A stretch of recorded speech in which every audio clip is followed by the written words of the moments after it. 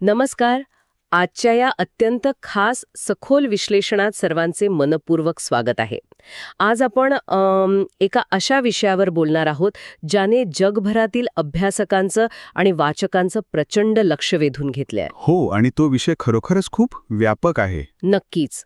आजची आपली ही सखोल चर्चा बराक ओबामा यांच्या अ प्रॉमिस्ड लँड या अध्यक्षीय आठवणींवर आधारित पुस्तकाच्या पहिल्या खंडावर आहे. आणि हे पुस्तक म्हणजे काही छोटी पुस्तिका नाहीये. अगदी खरं आहे. आता हे पुस्तक तसं पाहिलं तर तब्बल 700हून अधिक पानांचं आहे. एवढं जाडजूड पुस्तक वाचायला वेळ काढणं प्रत्येकालाच शक्य होतं असं नाही. हो ना, आजकालच्या धावपळीच्या जगात ते खूप कठीण जातं. म्हणूनच आजच्या या विश्लेषणात आपण त्यातील सर्वात महत्त्वाचे विचार, आतल्या गोट्यातील घडामोडी आणि काही अतिशय रंजक प्रसंग समजून घेणार आहोत. हे खूपच उपयुक्त ठरेल. आपले मुख्य उद्दिष्ट हे आहे की एका तरुण कम्युनिटी ऑर्गनायझरपासून ते थेट जगातील सर्वात मोठ्या महासत्तेचे अध्यक्ष होण्यापर्यंतचा तो प्रवास नेमका कसा होता हे जाणून घेणे, त्या प्रवासातील भावनिक ओझे आणि स्वतःच्या आदर्शांचा वास्तवाशी झालेला संघर्ष समजून घेणे. आणि या सखोल चर्चेच्या सुरुवातीलाच एक गोष्ट प्रकर्षाने सांगावीशी वाटते. हा केवळ एका राजकीय नेत्याचा घटनाक्रम नाहीये. म्हणजे तुम्हाला म्हणायचंय की यात आणखी खूप काही आहे? नक्कीच. आजच्या काळात जेव्हा सर्वत्र माहितीचा महापूर आलेला असतो, सतत नवनवीन गोष्टी समोर येत असतात, तेव्हा त्यातून मार्ग काढत नेतृत्वाची जडणघडण कशी होते याचे हे एक उत्तम उदाहरण आहे. हे खूप महत्वाचं निरीक्षण आहे. सत्तेच्या शिखरावर पोचण्यापूर्वीची वैचारिक मूस कशी तयार होते आणि एका सामान्य माणसाला असामान्य निर्णय घेताना कोणत्या मानसिक स्थितीतून जावं लागतं हे यातून अतिशय प्रभावीपणे समोर येते. अगदी बरोबर. म्हणूनच राजकारणात रस असो वा नसो, कोणत्याही क्षेत्रातील नेतृत्वाचे धडे गिरवणाऱ्यांसाठी हा प्रवास समजून घेणं महत्त्वाचे ठरतंय. ठीक आहे, आपण हे थोडं उलगडून पाहूया. पुस्तकाच्या सुरुवातीच्या प्रकरणांमध्ये ओबामा त्यांच्या बालपणीच्या आठवणींना उजाळा देतात. हवाई आणि इंडोनेशियातील त्यांचे बालपण त्यांनी मांडले आहे. आणि तो भाग खूपच वैयक्तिक आणि प्रामाणिक वाटतो. हो, आई आणि आजी आजोबांसोबत घालवलेले ते सुरुवातीचे दिवस आणि एक संमिश्र वांशिक ओळख घेऊन वाढताना आलेले अनुभव त्यांनी अत्यंत मोकळेपणाने सांगितले आहेत. आणि यातूनच त्यांचा सुरुवातीचा गोंधळ समोर येतो. श्रोत्यांसाठी हे जाणून घेणं नक्कीच आश्चर्यकारक असेल की ज्या नेत्याला पुढे जाऊन संपूर्ण जग एका आत्मविश्वासाचं प्रतीक मांडणार होतं, त्या नेत्याच्या मनातही सुरुवातीला स्वतःच्या ओळखीबद्दल एवढा मोठा गोंधळ असू शकतो. यात एक अतिशय लक्षवेधी गोष्ट अशी आहे की हा जो सुरुवातीचा ओळखीचा संघर्ष होता, तोच पुढे त्यांच्या राजकीय वाटचालीचा सर्वात भक्कम पाया बनला. ते कसं काय? म्हणजे बघा, वेगवेगळ्या पार्श्वभूमीतून आलेल्या लोकांशी कसं जोडलं जायचं, त्यांच्यात समन्वय कसा साधायचा, हे ते याच काळात नकळतपणे शिकत होते.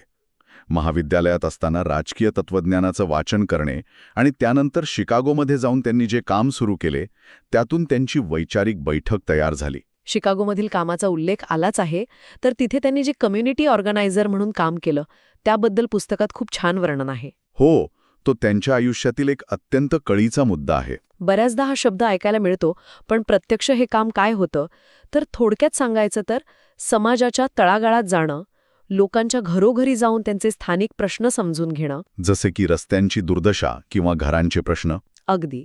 आणि ते सोडवण्यासाठी लोकांना एकत्र करणं. हे अत्यंत कष्टाचं काम होतं, पण तिथेच खऱ्या अर्थाने त्यांना सामान्य माणसाच्या प्रश्नांची नाडी सापडली. बरोबर. आणि तिथूनच त्यांच्यात हा विचार रुजला की वैयक्तिक यशापेक्षा सामूहिक कृतीतून किंवा समाजातील सर्व लोकांनी एकत्र येऊन केलेल्या प्रयत्नातूनच खरा आणि शाश्वत बदल घडतो. हा विचार पुढे त्यांच्या संपूर्ण राजकीय तत्त्वज्ञानाचा गाभा बनला असं म्हणता येईल. नक्कीच. आणि यानंतरच त्यांच्यातील महत्वाकांक्षीला खऱ्या अर्थाने धुमारे फुटायला लागतात. हार्वर्ड लॉ स्कूलमध्ये प्रवेश घेण्याचा निर्णय आणि तिथे हार्वर्ड लॉ रिव्ह्यूचे पहिले कृष्णवर्णीय अध्यक्ष बनण्याचा बहुमान. येथूनच सार्वजनिक जीवनात नेतृत्व करण्याची त्यांची महत्वाकांक्षा वाढीस लागते. पण त्याचवेळी पुस्तकातला एक अतिशय मानवी आणि जवळचा वाटणारा पैलू समोर येतो. तो म्हणजे मिचेल रॉबिन्सन यांच्याशी झालेली भेट. बरोबर. हो, शिकागोला परतल्यावर त्यांच्यासोबत सुरू केलेला संसार आणि दुसरीकडे जगाला बदलण्याची राजकीय महत्वाकांक्षा, या दोन्हींमध्ये समतोल राखण्याची त्यांची धडपड. आजकालच्या कॉर्पोरेट जगात काम करणाऱ्या आणि घर सांभाळणाऱ्या प्रत्येकाला हा वर्क लाईफ बॅलन्सचा संघर्ष अगदी स्वतःचा वाटू शकतो. हे वर्णन खूपच रिलेटेबल आहे. तो संघर्ष खरोखरच खूप प्रामाणिकपणे मांडला आहे. सुरुवातीच्या काळात राजकारणात आलेले अपयशही त्यांनी लपवून ठेवलेले नाहीत. एका स्थानिक निवडणुकीत त्यांना दारुण पराभवाला सामोरे जावे लागले होते.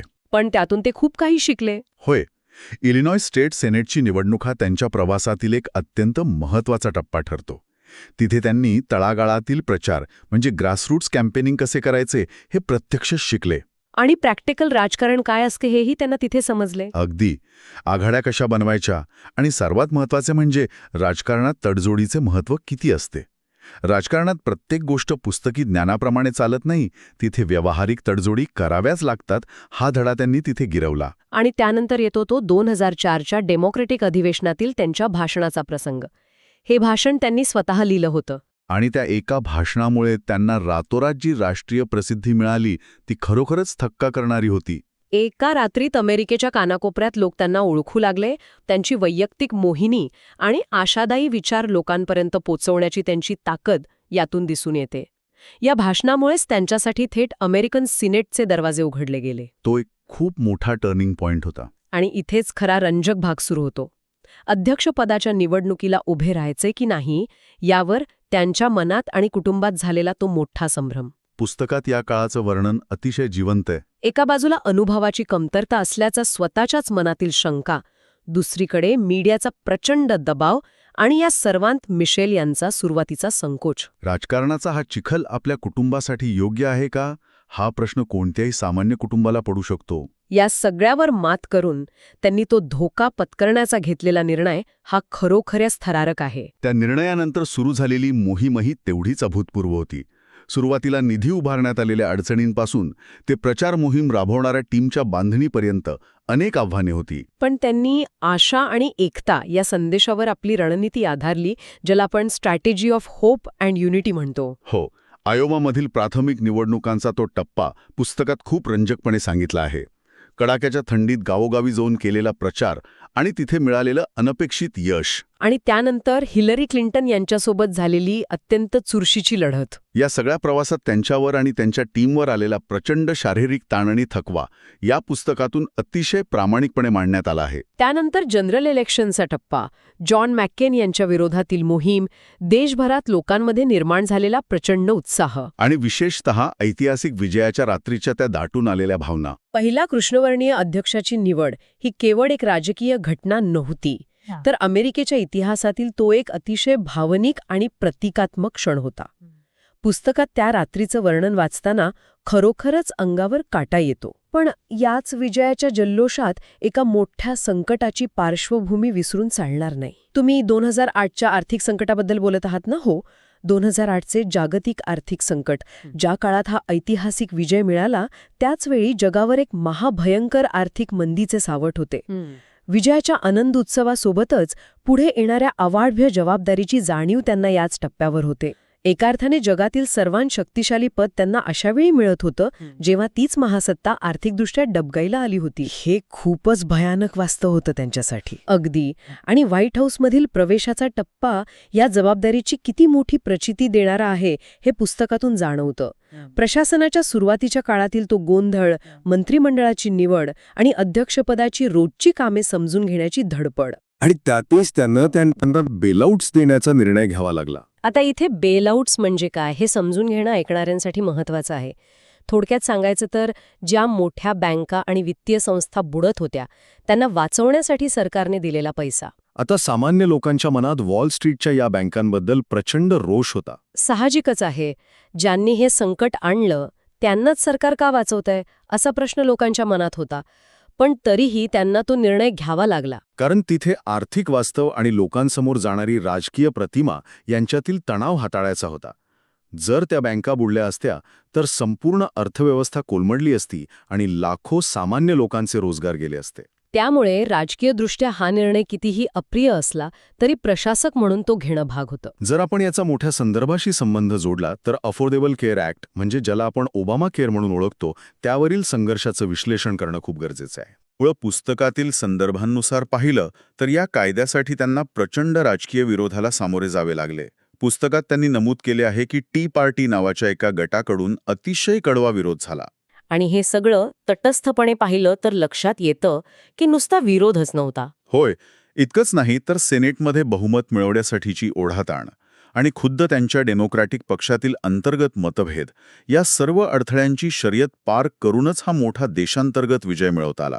एखादा चांगला हेतू असलेला कायदा पास करण्यासाठीही राजकीय व्यवस्थेत किती तडजोडी कराव्या लागतात याचं हे उत्तम उदाहरण आहे. नक्कीच हे सोपं काम नव्हतं. हाच तो टप्पा आहे जिथे आदर्शांचा वास्तवाशी खऱ्या अर्थाने संघर्ष सुरू होतो. एका बाजूला आदर्शांच्या जोरावर मिळवलेल्या सत्तेचा मार्ग आणि दुसरीकडे सत्तेत आल्यावर कराव्या लागणाऱ्या कटू तडजोडी. आणि याचा सर्वात मोठा विरोधाभास त्यांच्या परराष्ट्र धोरणात दिसतो. पुस्तकात एक अतिशय मोठा विरोधाभास तेव्हा दिसतो जेव्हा त्यांना अचानक नोबेल शांतता पुरस्कार जाहीर होतो आणि योगायोगाने त्याच काळात त्यांना अफगाणिस्तानात अमेरिकन सैन्य वाढवण्याचा निर्णय घ्यावा लागतो. एकीकडे जगाकडून शांततेचा दूत म्हणून गौरव आणि दुसरीकडे एका महासत्तेचा प्रमुख म्हणून युद्धभूमीवर अधिक सैन्य पाठवण्याचा वास्तवादी निर्णय. या दोन भूमिकांमधील नैतिक गोंधळ आणि द्वंद्व या प्रकरणांमधून अत्यंत टोकदारपणे समोर येतं. आणि केवळ युद्धच नाही तर जागतिक मुत्सद्देगिरीच्या पातळीवर राष्ट्रीय हित आणि जागतिक जबाबदारी यांच्यातील समतोल कसा राखला गेला हे पाहणंही महत्त्वाचे ठरते.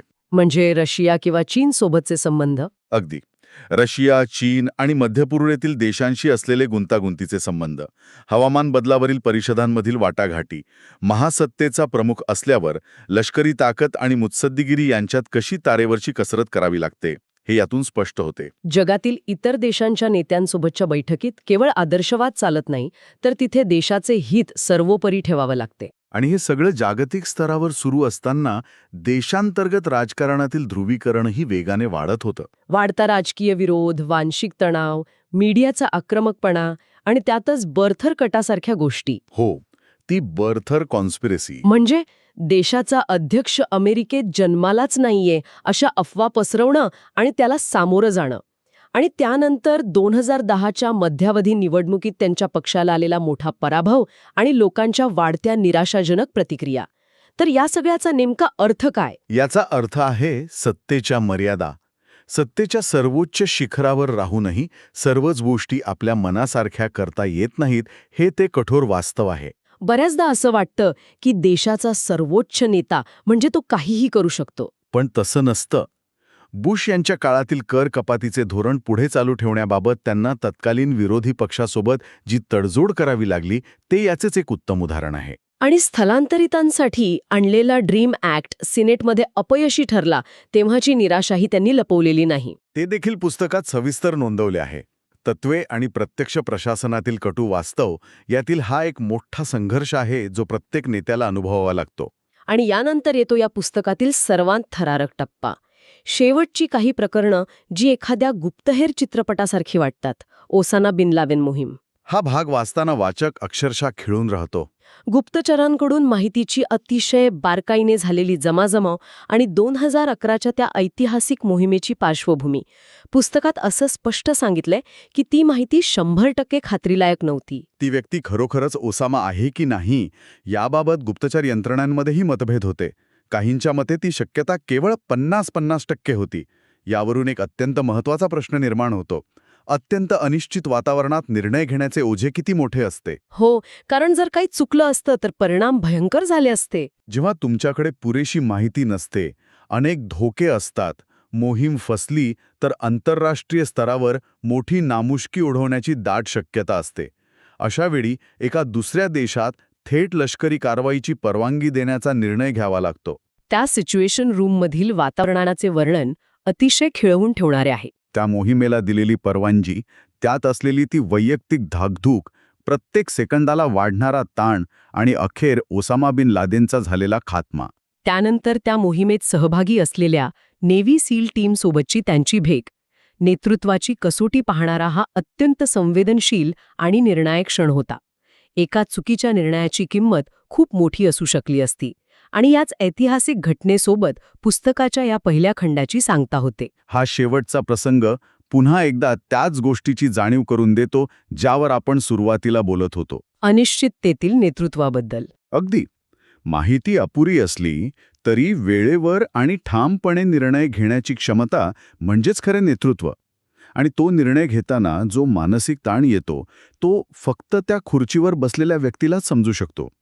पुस्तकातून ओबामांनी तोच ताण शब्दांतून लोकांपर्यंत पोहोचवण्याचा यशस्वी प्रयत्न केला आहे. अगदी बरोबर. तर आता आपण या सखोल विश्लेषणाच्या निष्कर्षाकडे आलो आहोत. अ प्रॉमिस्ड लँड हे केवळ एका नेत्याच्या यशाचे वर्णन अजिबात नाही.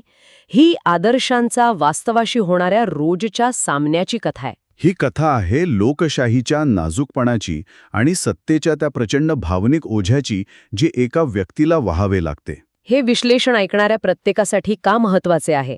कारण यातून आपल्याला हे समजते की आजच्या जगात जरी आपल्या आजूबाजूला माहितीचा ओव्हरलोड असला, सतत नवनवीन ताणतणाव असले, तरी कोणतेही नेतृत्व हे नेहमीच तडजोड, संयम आणि अनिश्चिततेतून मार्ग काढण्यावरच अवलंबून असते. मग ते देशाचे असो व एखाद्या छोट्या कंपनीचे. आणि बऱ्याचदा आपण आपल्या रोजच्या कामातही याच गोष्टींचा सामना करत असतो. आदर्शांना जेव्हा प्रशासकीय वास्तवाशी धडक बसते तेव्हा जो समतोल साधावा लागतो तेच खरे कौशल्य आहे. अर्थातच आपल्या रोजच्या निर्णयांचा परिणाम जागतिक अर्थव्यवस्थेवर होत नाही ही वेगळी गोष्ट आहे. पण तरीही तो ताण आणि ती प्रक्रिया बऱ्यापैकी सारखीच असते. नक्कीच. याच विचारासोबत आजच्या या सखोल चर्चेचा आपण समारोप करणार आहोत. आपण आज भरपूर माहिती, काही थरारक प्रसंग आणि नेतृत्वाचे धडे यावर चर्चा केली. आणि या चर्चेतून अनेक नवीन पैलू समोर आले. पण जाता जाता ऐकणाऱ्या सर्वांसाठी विचार करायला लावणारा एक अंतिम प्रश्न मला इथे सोडून जायचा आहे, जो मूळ स्रोतावर आधारित आहे, पण ऐकणाऱ्यांना नक्कीच थोडा वेगळा विचार करायला लावेल. तो प्रश्न कोणता आहे? जर एखाद्या देशाच्या सर्वोच्च नेत्याचे यश हे त्याच्या अधिकारांइतकेच त्याच्यावर असलेल्या मर्यादांवरून ठरत असेल, तर आधुनिक लोकशाहीची रचना मुळात त्या बदलाच्या गतीला रोखून धरते का, ज्या बदलाचं आश्वासन देऊन हे नेते सत्तेत येतात? यावर नक्की विचार करा. पुन्हा भेटूया अशाच एका विचार प्रवृत्त करणाऱ्या सखोल विश्लेषणात. तोपर्यंत विचार करत रहा आणि शिकत रहा. व्हिडिओ आवडला असेल तर लाईक करा आणि अशाच युजफुल व्हिडिओसाठी चॅनलला सबस्क्राईब करायला विसरू नका.